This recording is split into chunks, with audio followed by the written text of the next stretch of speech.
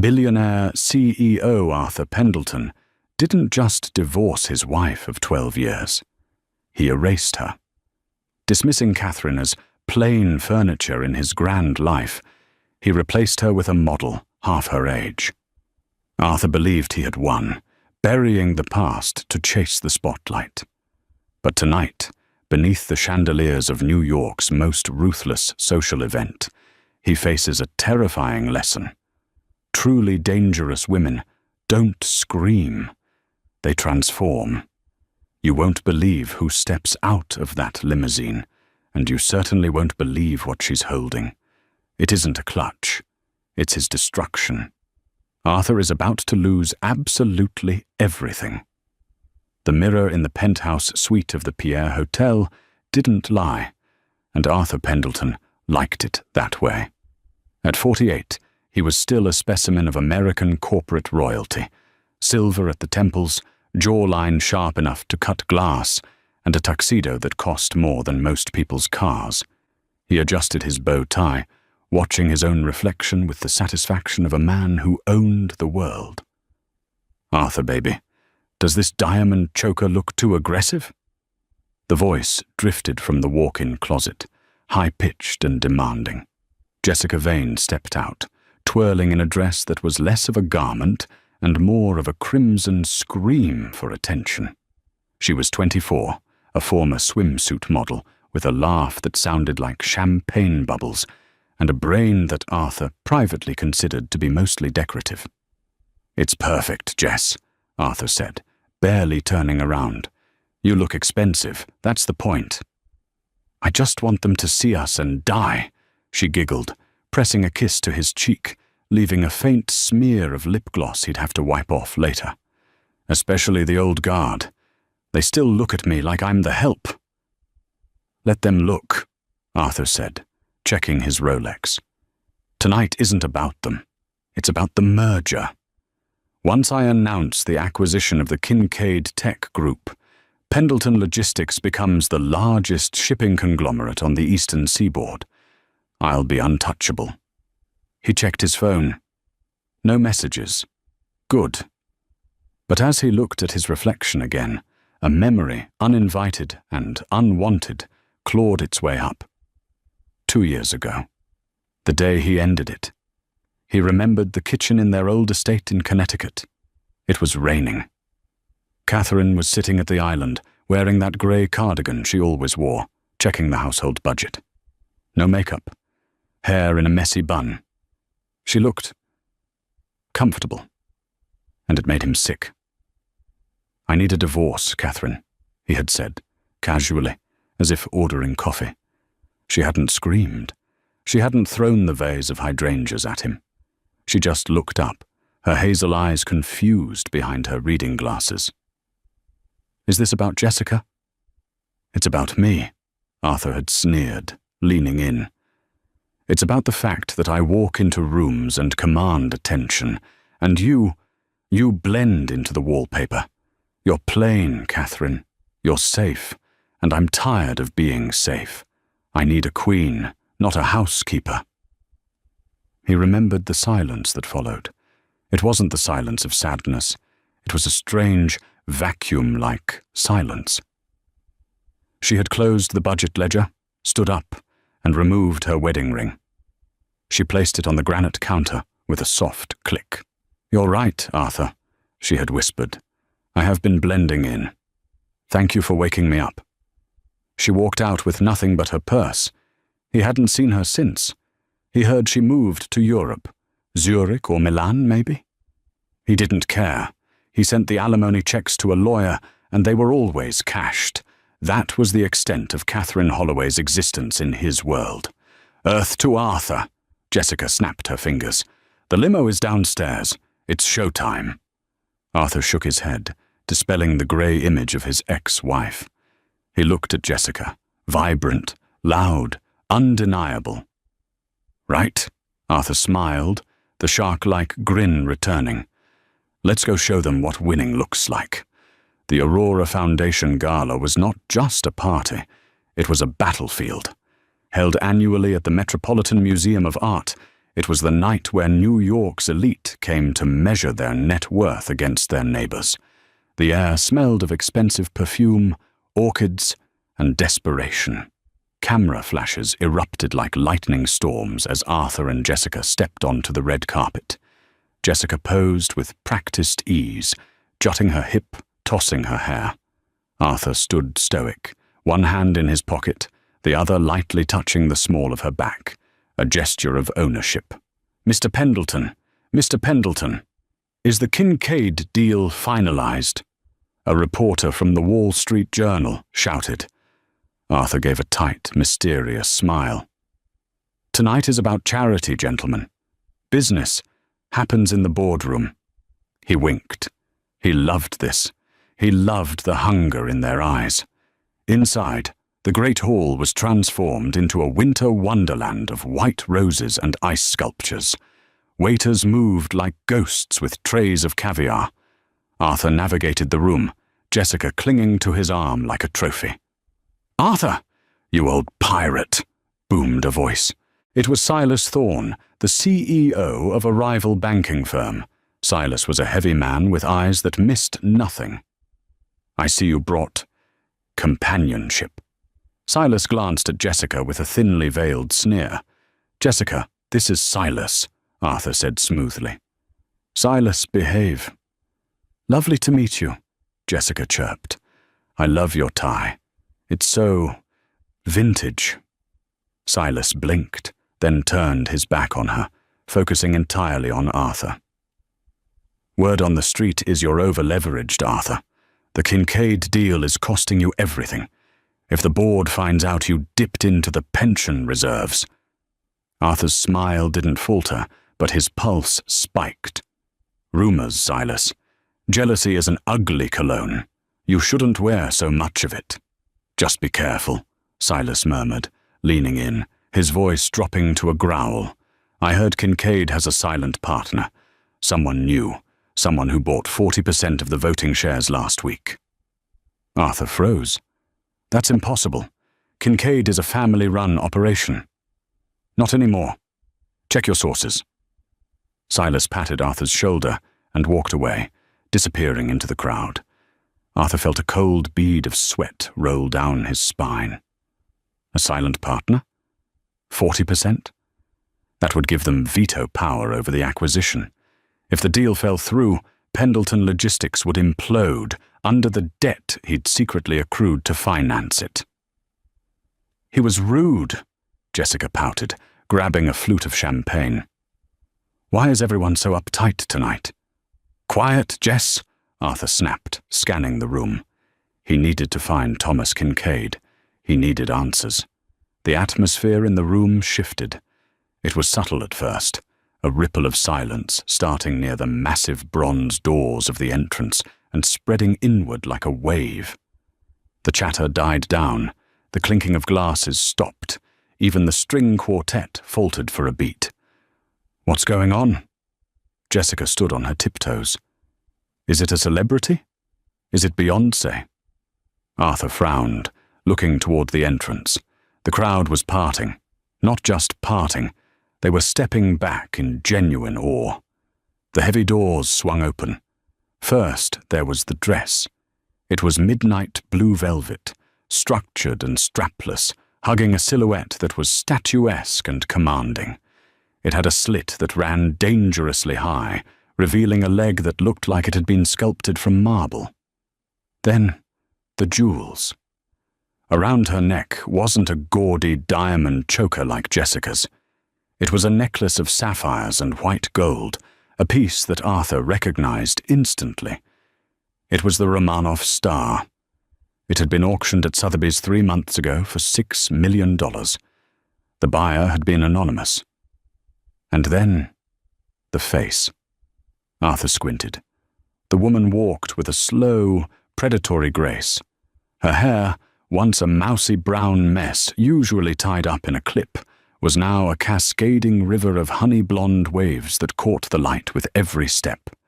Her face was highlighted to perfection, cheekbones sharp enough to cut, lips painted a deep, dangerous oxblood red. She looked like a goddess of war. She looked like a supermodel who owned the building. She looked familiar. The woman stopped at the top of the stairs overlooking the great hall. She surveyed the room with eyes that were no longer confused or soft.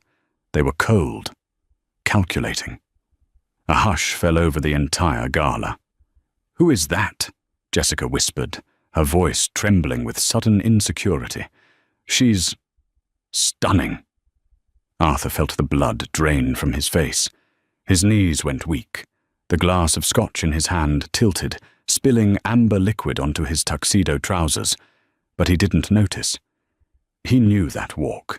He knew the slight tilt of her chin when she was assessing a threat. "My God," Arthur whispered. It was Catherine. But it wasn't the Catherine he had discarded. This wasn't the woman who clipped coupons and worried about the electricity bill. This was a woman who looked like she could buy Arthur's life and sell it for scraps without blinking. Beside her, a man stepped forward to offer his arm. Arthur's stomach turned over. It was Dominic Russo. Dominic Russo was the one man Arthur feared. A venture capitalist from Italy, known as the Butcher of Milan, for how ruthlessly he dismantled failing companies. He was 10 years younger than Arthur, taller, and possessed a darkness that Arthur had always tried to imitate, but never mastered.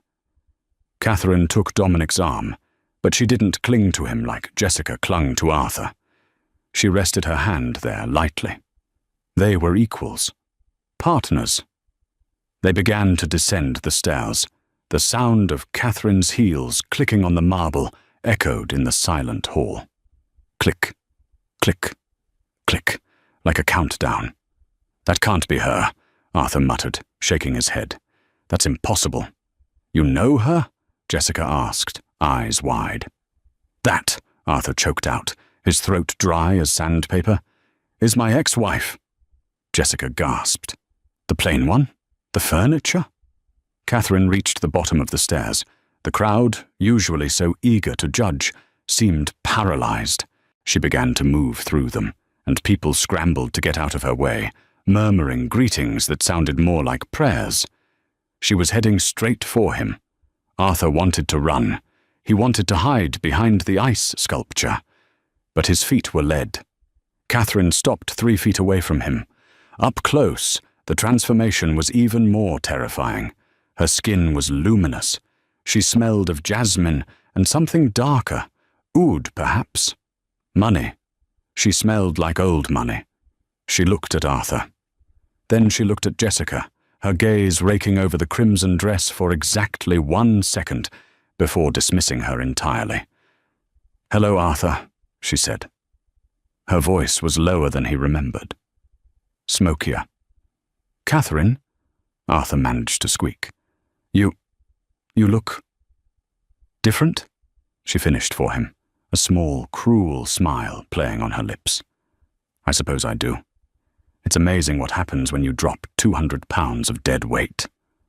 The people nearby, Silas Thorne included, snickered. Jessica bristled, sensing the insult. "Excuse me. I'm Jessica, Arthur's fiancée." She thrust her hand out, the diamond ring Arthur had bought her flashing aggressively. Catherine didn't take the hand. She just looked at the ring. "I know who you are, dear." Cute ring. Arthur always did have a thing for buying things he couldn't afford to keep. Jessica's mouth fell open. Save it," Catherine said softly, turning her eyes back to Arthur. The playfulness vanished. "I'm not here for social hour, Arthur. I'm here for business." "Business?" Arthur laughed nervously, trying to regain his footing. "Cat, be serious. What business could you possibly have here? The silent auction is over by the bar." Dominic Russo stepped forward, his presence looming over Arthur. "She's not here for the auction, Pendleton," Dominic said, his Italian accent thick and smooth. "Then what?" Arthur sneered, trying to puff out his chest. Catherine took a step closer, invading his personal space. Did you hear about the Kincaid merger, Arthur? The silent partner. The one who bought the 40% voting bloc. Arthur stopped breathing. Yes. What of it? Catherine tilted her head. You're looking at her. The world seemed to tilt on its axis. You, Arthur whispered. You bought Kincaid. With what money? You had nothing. I had half of your assets, Arthur, she reminded him. And unlike you, I didn't spend it on Ferraris and plastic surgery for my mistresses. I invested. And Dominic, she glanced at the Italian. He taught me how to hunt. She leaned in close to his ear, her lips brushing his skin, sending a shiver of pure terror through him. I'm the majority shareholder now, Arthur. And I've seen your books. I know about the debt. I know about the pension fund. She pulled back, her eyes hard as diamonds. Enjoy the party. It's likely the last one you'll ever attend as a CEO. The transition from the cocktail reception to the seated dinner was a blur for Arthur. Usually, this was his favorite part of the night, the moment the herd was thinned, and the power players took their assigned seats at the tables near the stage. The seating chart at the Aurora Gala was a rigid hierarchy. The closer you were to the podium, the more you mattered. Arthur walked toward table 1, the platinum circle, his hand gripping Jessica's arm tight enough to bruise. He needed to sit down. He needed water. He needed to wake up from this nightmare. Arthur, you're hurting me, Jessica hissed, trying to pry his fingers off. Smile, Arthur commanded through gritted teeth. Just smile. They reached table 1. Arthur expected to see the usual suspects. The mayor, the CEO of the hospital, maybe a senator.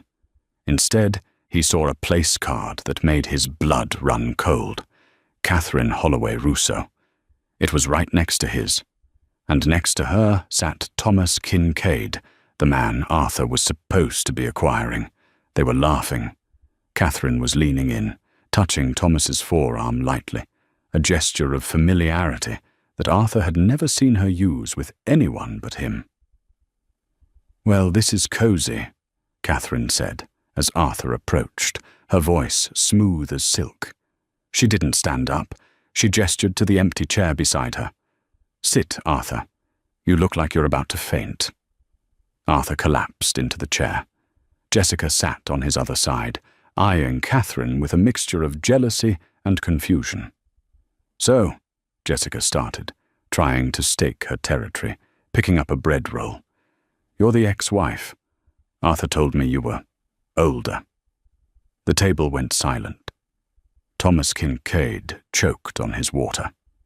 Dominic Rousseau, sitting across from them, just smirked, cutting his steak with surgical precision. Catherine turned to Jessica, her expression pitying. And Arthur told me he was looking for an intellectual equal. I suppose we were both lied to. She turned her back on Jessica before the girl could respond, focusing entirely on Thomas Kincaid. Thomas, Catherine said, ignoring Arthur completely. I was looking at the R&D projections for the new logistics software. If we cut the redundancy in the shipping lanes, we can increase margins by 12% in Q3. Dominic agrees. Absolutely, Thomas nodded enthusiastically. I've been trying to tell Arthur that for 6 months, but he was too busy restructuring our marketing department. Marketing is crucial, Arthur snapped, his voice too loud. Perception is reality, Thomas. Perception doesn't pay the dividends, Arthur, Catherine said without looking at him. She took a sip of her red wine, a vintage screamingly expensive, likely brought from Dominic's private cellar. Cash flow pays dividends, solvency pays dividends, not stealing from Peter to pay Paul. Arthur froze. She knew. He leaned in, dropping his voice to a menacing whisper. What are you playing at, Cat? You don't know the first thing about corporate finance. You're a housewife. You organized bake sales. Catherine finally turned to him. Her eyes were terrifyingly void of the love he used to see there. "I organized your life, Arthur. I managed your schedule, your diet, your family, your image.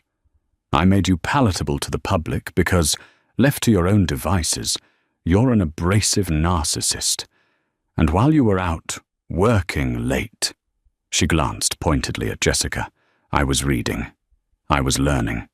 And when I left, I took my half of the settlement, and I didn't buy shoes. I bought leverage." She signaled the waiter. "More wine for Mr. Pendleton. He's going to need it." "You can't stop the merger," Arthur hissed. "I have the board in my pocket." "Do you?" Catherine asked lightly. "Look at table 3. Arthur turned. Table 3 was where his board of directors sat. Usually, they would be waving at him, raising glasses. Tonight, they were huddled together, heads down, looking at their phones. One of them, Bill Henderson, looked up, met Arthur's eyes, and immediately looked away, his face pale. "What did you do?" Arthur demanded, his heart hammering against his ribs like a trapped bird. "I didn't do anything," Catherine said, buttering a roll. "I just sent them an email, a simplified audit of the Pendleton Logistics Pension Fund. You know, the fund that's supposed to have $40 million in it. The one you raided to pay for the down payment on the Kincaid acquisition because no bank would lend to you?" Jessica laughed nervously. "Arthur, what is she talking about? What's a pension fund?" Arthur felt the room spinning. That's privileged information. That's corporate espionage." "It's whistleblowing, Arthur," Dominic Russo interjected, his voice deep and gravelly. "And in this country, it's protected. Especially when the one blowing the whistle owns 40% of the company you're trying to defraud." "I'm not defrauding anyone," Arthur cried out. A few heads at nearby tables turned. "I was going to pay it back. Once the merger went through, the stock price would jump, and I'd put the money back before anyone noticed." "Ah," Catherine smiled. "The classic Ponzi logic. I'll put it back before they notice. It works until it doesn't." The lights in the ballroom dimmed. The spotlight hit the stage. The CEO of the Aurora Foundation walked to the podium. "Ladies and gentlemen, please welcome the man of the hour, the visionary behind tonight's largest donation pledge, Mr. Arthur Pendleton." Applause broke out. It was polite, scattered. Arthur stood up. This was it. He had to bluff. If he could get up there, make the speech, and pledge $1 million to the charity, he could prove he was liquid. He could calm the board down. He could survive the night. He adjusted his jacket. "Watch me," he sneered at Catherine. "I always win." "Go ahead, Arthur," Catherine whispered, raising her glass. "Break a leg." Arthur walked to the stage. The walk felt miles long. The spotlight was blinding, hot against his skin. He could feel the sweat beading at his hairline. He stepped up to the podium, gripping the sides to steady his trembling hands. "Thank you," Arthur said, his voice booming through the speakers. He flashed his signature smile, the one that had graced the cover of Forbes. Tonight is about giving back. It's about legacy. He paused for effect. Usually, this was where the room leaned in. Tonight, he could see people whispering. He saw Silas Thorne showing something on his phone to the woman next to him. "I am proud," Arthur continued, his voice wavering slightly, "to announce that Pendleton Logistics is stronger than ever. And to prove our commitment to the future, I am pledging $1 million to the Aurora Arts Initiative." There was a gasp. $1 million. It was a massive sum. "Furthermore," Arthur pushed on, desperate to regain control, "I am thrilled to announce the successful acquisition of Kincaid Tech. As of tomorrow morning, we will be one family." Objection. The word wasn't shouted. It was spoken into a microphone, clear and calm, cutting through the room like a knife. Arthur froze. At table 1, Catherine was standing. She had a handheld microphone. Where had she gotten that? Had she planned this down to the audio tech? "I'm afraid that's not quite accurate, Arthur," Catherine said. She wasn't looking at him. She was addressing the room. She looked regal, the sapphire Romanov star glittering at her throat. "Sit down, Catherine," Arthur shouted into the podium mic, losing his composure. "Security, remove her. She's drunk." "I'm perfectly sober, Arthur," she replied. "And I think the shareholders present tonight deserve the truth before the market opens tomorrow." She gestured to the large projection screen behind Arthur, the one meant to display the charity's logo. Suddenly, the image flickered. The Aurora logo vanished.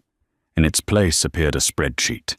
It was complex, filled with red ink, but the header was unmistakable. Pendleton Logistics, Internal Audit, Restricted. A murmur ripped through the crowd. "What is that?" someone shouted. "That," Catherine said, walking slowly toward the stage, Dominic flanking her like a bodyguard, "is the balance sheet Arthur doesn't want you to see. It shows that Pendleton Logistics is technically insolvent. The assets he claims to have, leveraged 3 times over, and the cash for the Kincaid merger, stolen from the employee retirement accounts." "Lies!" Arthur screamed, his face turning purple. "Turn it off! Cut the feed!" He waved frantically at the tech booth, but the technicians didn't move. Dominic had likely paid them off too, or perhaps they just wanted to see the train wreck. "Arthur," Catherine continued, stopping at the foot of the stage. She looked up at him. "You don't have $1 million to pledge. You don't even have the money to pay for that tuxedo. It's on the company credit card, which I froze 20 minutes ago." Arthur's hand flew to his pocket. He pulled out his phone. Alert. Card declined. Alert. Bank accounts frozen, pending SEC investigation. The notifications were stacking up on his screen. The room was in chaos now. Reporters were running toward the stage, phones recording. Silas Thorne was laughing openly. The board of directors at table 3 were actively leaving the room, trying to distance themselves from the fallout. Jessica Vane stood up at the table. She looked at the screen, then at Arthur, then at the furious crowd. "Arthur!" she shrieked. "Is this true? Is my credit card frozen too?" "Shut up, Jessica!" Arthur roared. That was the final nail. The room turned on him. The veneer of the charming billionaire cracked, revealing the desperate, angry man beneath. Catherine walked up the stairs of the stage. She didn't take the podium from him. She simply stood next to him. She was taller in her heels, more imposing. "I tried to warn you," she said, her voice audible only to him now, away from the mic. "I told you I was tired of being safe." "Why?" Arthur wept, the fight draining out of him as he looked at the ruined crowd. "Why are you doing this? I gave you everything." "You gave me nothing, Arthur," she corrected him. "You took 12 years of my life and threw me away because I wasn't shiny enough. You wanted a trophy? Well, congratulations." She gestured to the crowd, to the cameras flashing, capturing his ruin in high definition. "You're finally the center of attention. Isn't that what you always wanted?" Catherine turned to the microphone one last time. "Ladies and gentlemen, on behalf of Kincaid Tech, I would like to announce that the merger with Pendleton Logistics is officially cancelled due to lack of funds. However, Kincaid Tech will be making the $1 million donation in honor of the Pendleton employees who deserve better." The room erupted in applause, not for Arthur, but for her. Arthur stood there, alone in the spotlight, while the woman he called plain shone brighter than anything he had ever owned. But the night wasn't over. As Arthur watched his empire crumble on the screen behind him, he saw two men in dark suits entering the back of the ballroom. They weren't waiters. They weren't guests. They were wearing windbreakers with 3 yellow letters on the back. FBI. Catherine saw them too. She leaned in one last time. Checkmate, Arthur. The arrival of the FBI was not the cinematic explosion Arthur might have expected from the movies. There were no sirens wailing in the distance, no SWAT teams rappelling from the ceiling, no shouted commands to get down. It was far more terrifying than that. It was quiet, it was bureaucratic, and it was utterly, chillingly inescapable. The massive men stepped inside. They were not wearing men stepped inside. They were not wearing tuxedos. They were dressed in ill-fitting polyester suits in shades of charcoal and navy, windbreakers pulled tight over bulletproof vests that bulked their frames. On the back of their jackets, bright yellow letters screamed an acronym that sucked the oxygen right out of the room. FBI. The string quartet, which had been attempting to play a nervous rendition of Vivaldi to cover the awkwardness of Arthur's public meltdown, screeched to a halt. A bough dropped onto the marble floor with a clatter that sounded like a gunshot. Agent Miller led the phalanx. He was a man with a face like a crumpled paper bag, weather-beaten, tired, and completely unimpressed by the display of wealth around him. He walked with a heavy, purposeful gait, his cheap rubber-soled shoes squeaking faintly on the polished floor. He ignored the waiters freezing with trays of champagne. He ignored the billionaires clutching their pearls. His eyes were locked on one target, the man sweating under the spotlight on the stage. Arthur watched them approach. The distance from the doors to the stage was perhaps 50 yards, but to Arthur it felt like watching a slow-motion execution. His heart hammered against his ribs, a frantic, trapped bird trying to break free of his chest. "No," Arthur whispered, the microphone picking up the tremble in his breath. "This isn't happening. This is a mistake." He looked at the crowd, desperate for an ally. "Someone do something. This is a private event. They can't just walk in here." No one moved. The elite of New York, people Arthur had dined with, played golf with, and vacationed with, stood like statues. They were predators, all of them, and they knew the scent of blood. Arthur wasn't one of them anymore. He was prey. Agent Miller reached the stairs of the stage. He didn't run, he trudged, radiating the weary authority of a man who had arrested 100 men like Arthur and would arrest 100 more. He stepped up to the podium, flanked by 2 other agents who secured the perimeter of the stage, hands resting hovering near their holsters. "Arthur Pendleton?" Agent Miller asked, his voice flat and bored, though he clearly knew exactly who stood before him. Arthur took a stumbling step back, nearly tripping over the microphone stand. "You're making a mistake," he stammered, his voice cracking into a high, undignified pitch. "Do you know who I am? I am the CEO of Pendleton Logistics. I have dinner with the governor. I just pledged $1 million to charity." Agent Miller didn't even blink. He reached behind his back and unclipped a pair of heavy steel handcuffs. They glinted ominously under the harsh stage lights. "The governor isn't going to help you with wire fraud, embezzlement of protected pension funds, and gross securities manipulation, Mr. Pendleton," Agent Miller said, stepping into Arthur's personal space. The agent smelled of stale coffee and rain, the smell of the real world invading Arthur's perfumed bubble. "I have rights!" Arthur shrieked, backing away until he bumped into the projection screen still displaying his ruined balance sheet. "I want my lawyer. You can't arrest me without a warrant." "We have the warrant," Miller said calmly, pulling a folded paper from his jacket pocket and holding it up.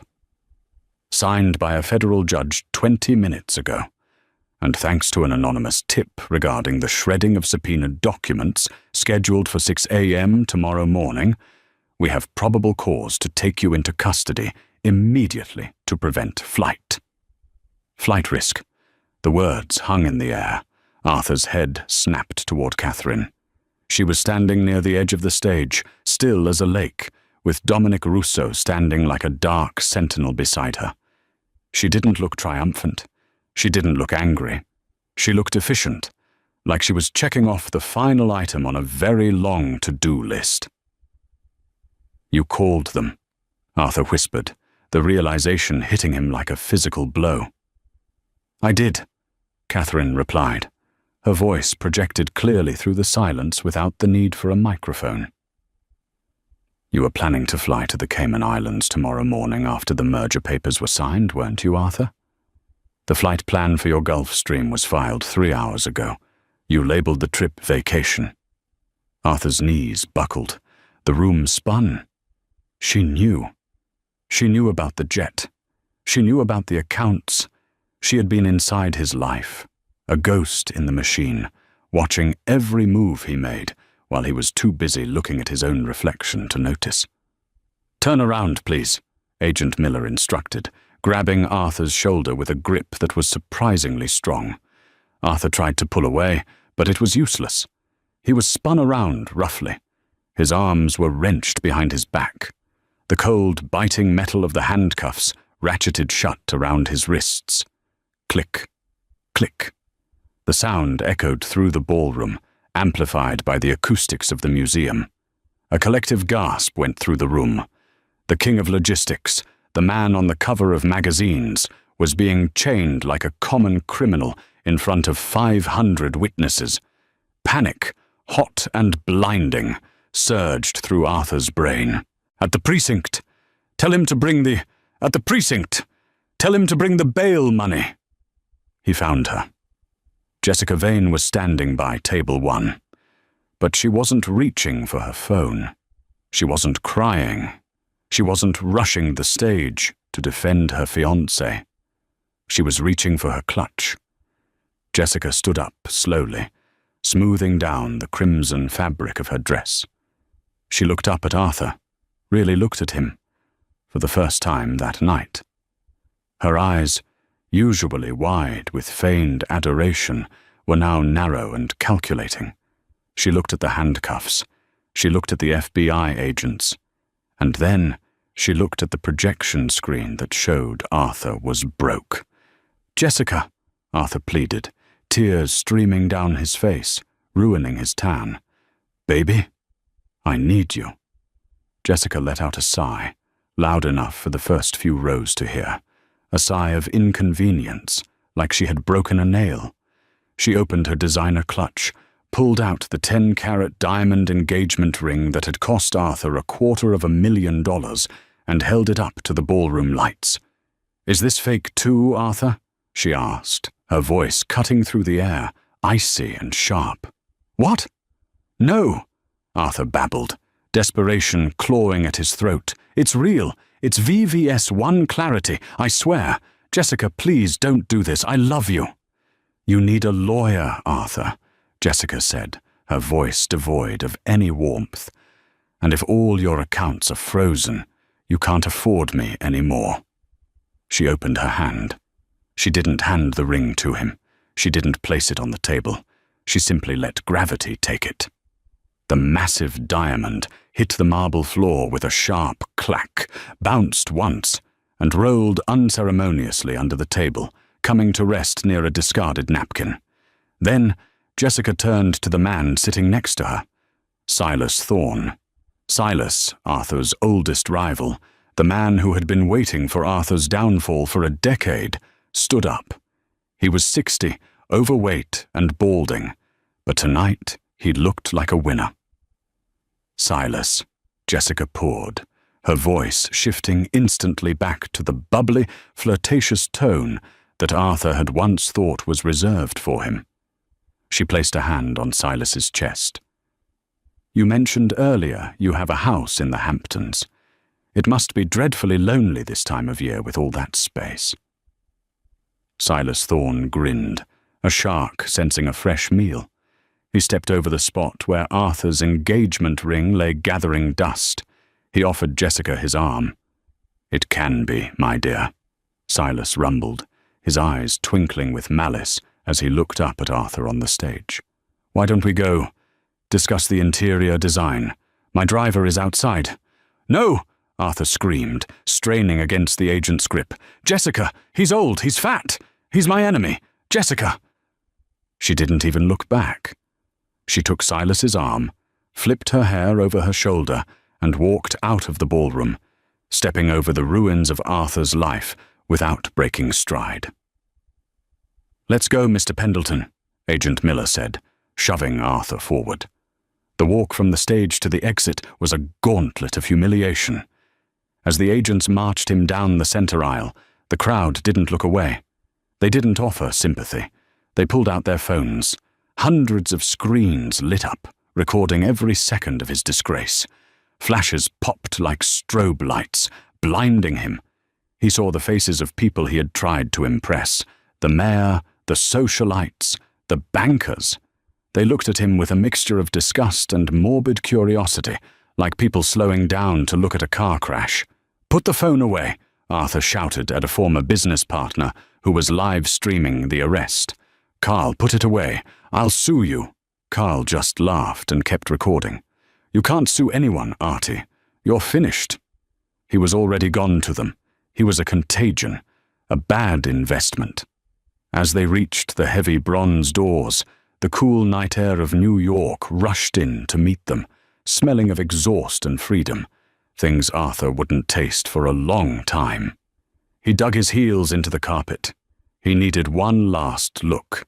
He needed to understand how this had happened. He twisted his head back toward the stage. Catherine was still standing there.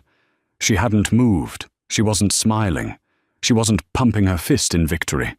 She was simply watching him go, her face a mask of absolute, terrifying resolution. She looked like a Greek statue of justice, finally balancing the scales after years of disarray. Dominic Rousseau leaned in and whispered something to her.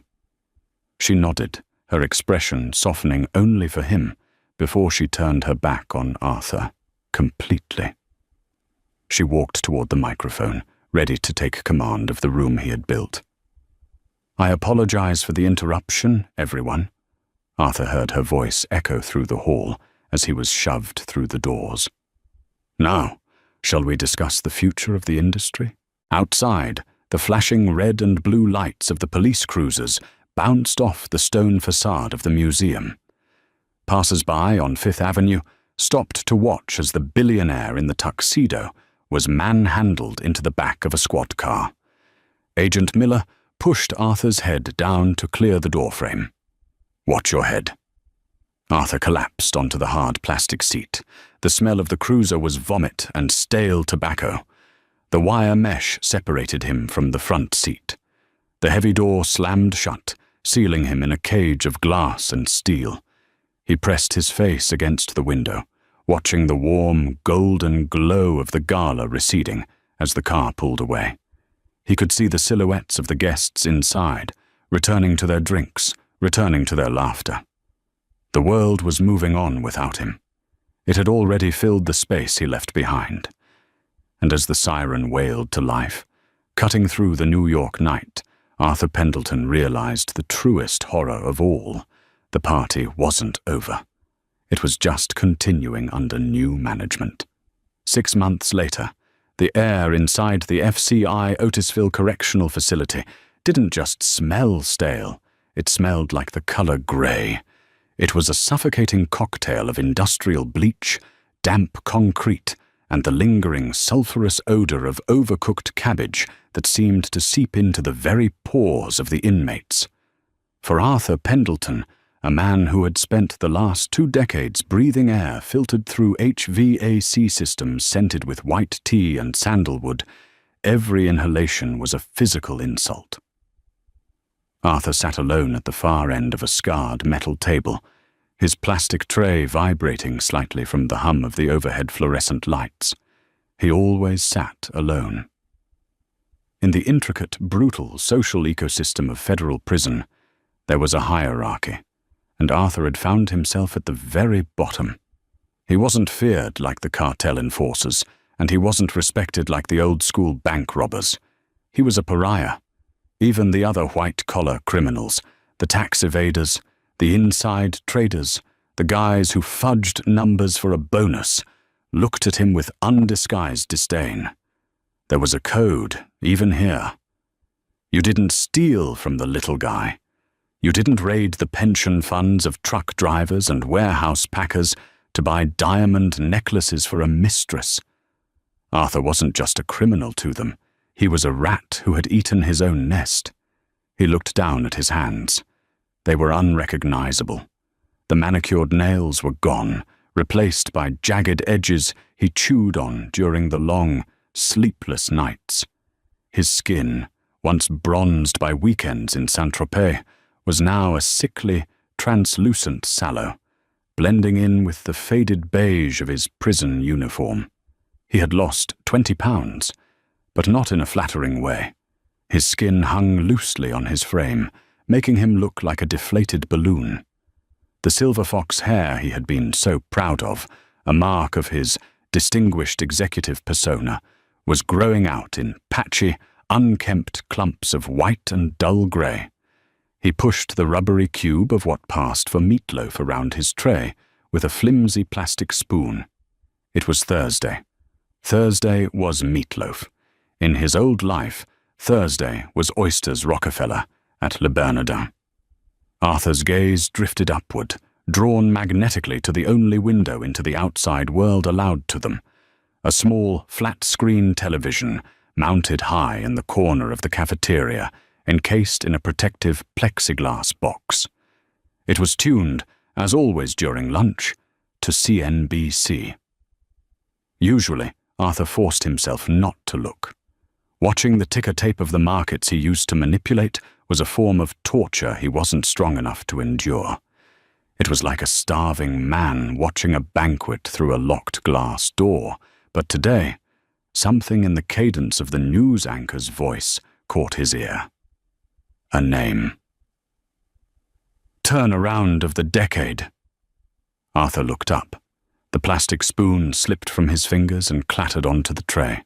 The headline scrolling across the bottom of the screen in bold green letters read, Holloway Kincaid Group reports, record Q2 earnings, stock up 200%. And there she was, Catherine.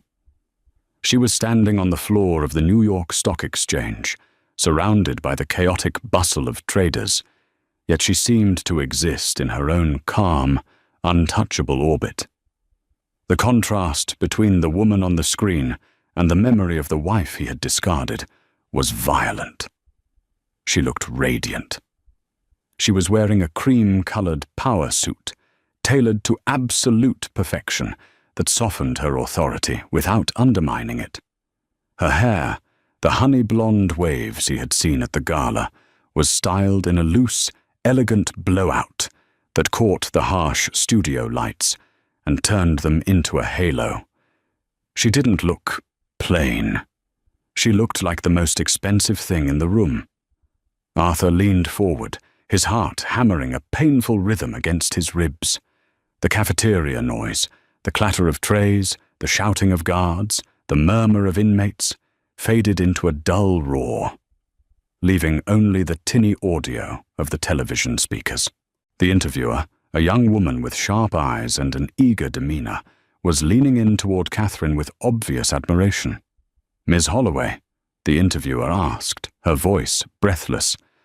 "The financial world is calling this the miracle on Wall Street. When you executed the hostile takeover of Pendleton Logistics 6 months ago, the company was technically insolvent. The debt was catastrophic. Most analysts said it was a sinking ship. How did you manage to save the jobs of 4,000 employees when your predecessor couldn't?" Arthur flinched. Predecessor? He wasn't even Arthur Pendleton to them anymore. He was just a failure that came before her. On the screen, Catherine smiled. It wasn't the shy, apologetic smile she used to give him when dinner was 5 minutes late. It was a smile of iron confidence. It wasn't magic, and it certainly wasn't a miracle, Catherine said, her voice clear, grounded, and devoid of the nervous tics Arthur used to criticize. It was about a return to moral economics. We stopped hemorrhaging capital on image maintenance and started investing in infrastructure. We conducted a forensic audit of the assets. She paused, and Arthur felt the walls of the cafeteria closing in. We sold the corporate jet, she continued, listing the items like a grocery list. We sold the 3 executive penthouses in Manhattan. We liquidated the private art collection that was gathering dust in storage. We sold the vanity assets, the things that served only the ego of the executive suite, and we took every single penny of that liquid capital and put it back where it belonged, into the employee pension fund. The interviewer nodded enthusiastically. You made the workers whole. We made them partners, Catherine corrected gently. When people feel safe, when they know their future isn't being stolen to pay for a CEO's vacation, they work harder. Efficiency is up 40%. It's a simple formula, really. Respect pays dividends. Arthur felt a phantom pain in his chest. It was the crushing weight of realization. She was using his own company, the empire he built to glorify himself, to prove that everything he believed about business was wrong. And what about the rumors of a personal merger? The interviewer teased, shifting the tone. With Mr. Dominic Rousseau? The camera panned slightly to the left. Dominic was standing just outside the circle of the interview, watching Catherine. He was dressed in a charcoal suit, looking as dangerous and sleek as ever. But the look on his face wasn't the predatory glare of the butcher of Milan.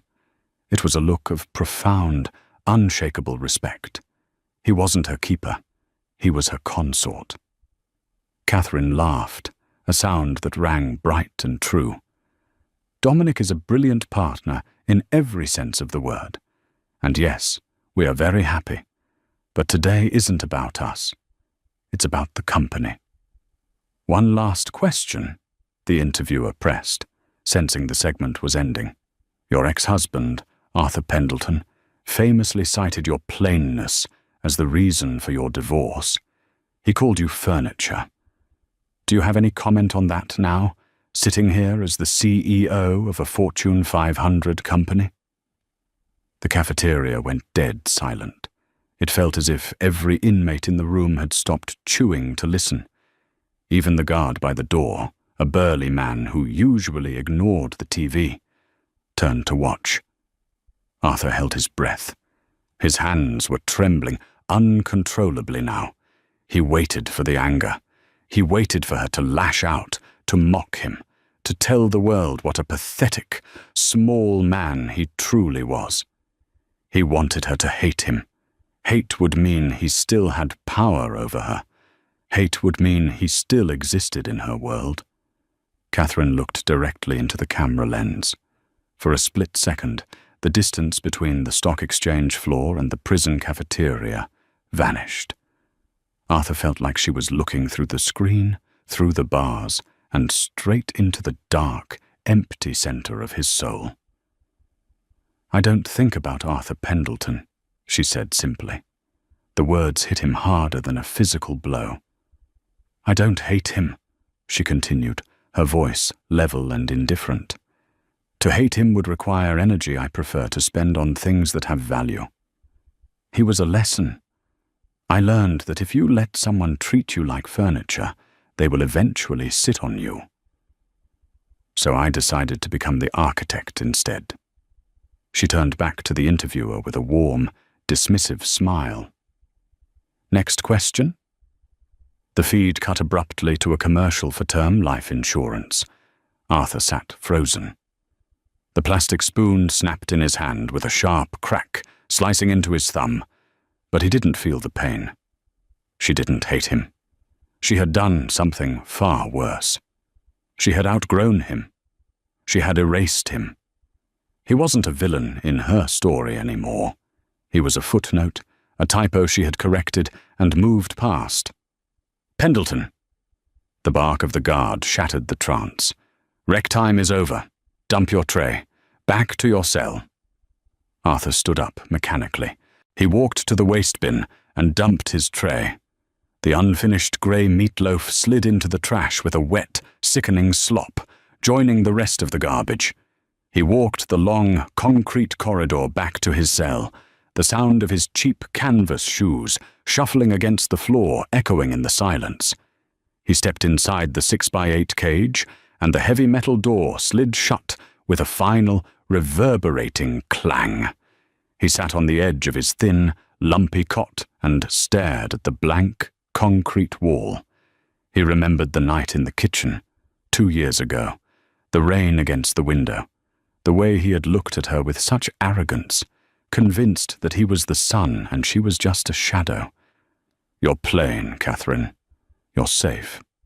He realized now, in the cold, crushing silence of his cage, how wrong he had been. She hadn't been plain.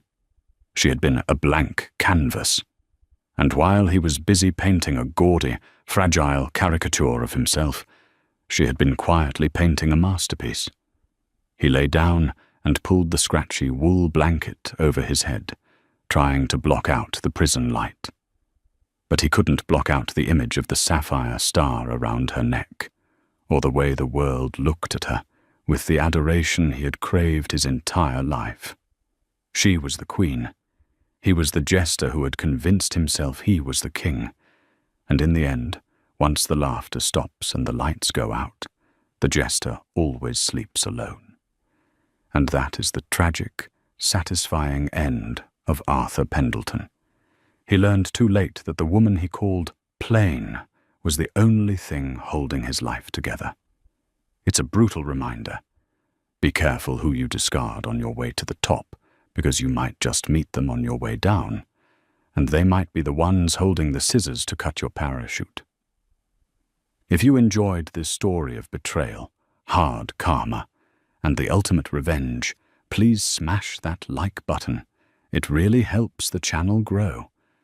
Don't forget to share this video with someone who needs a reminder that the best revenge is massive success.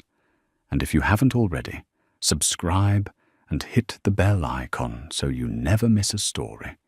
We have a wild story coming up next week about a gold digger who accidentally marries a broke mechanic. You won't want to miss it. Thanks for watching.